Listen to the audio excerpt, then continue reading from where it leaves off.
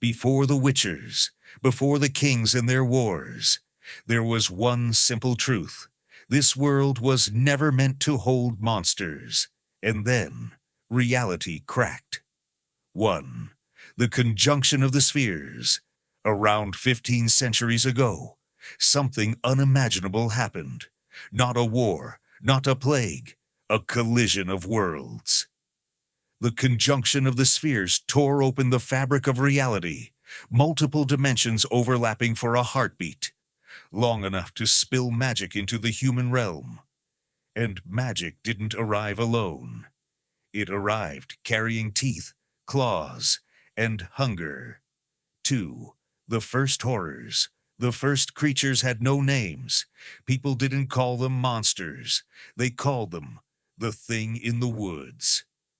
Humans were not prepared. Steel wasn't enough. Courage wasn't enough.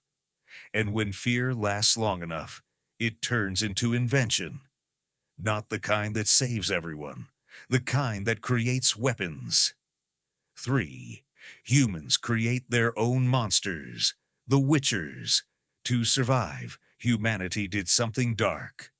They built hunters, the Witchers, mutated, trained, and forced into something between man and myth. Schools were formed, methods refined. The school of the wolf became legendary, less about glory, more about endurance. But here's the irony. To fight monsters, humans created something that looked monstrous. 4. When myth becomes flesh, some creatures came from other realms. Others feel older, like stories that learned how to breathe. Because the Witcher's monsters echo real-world folklore, especially from Slavic and European myth.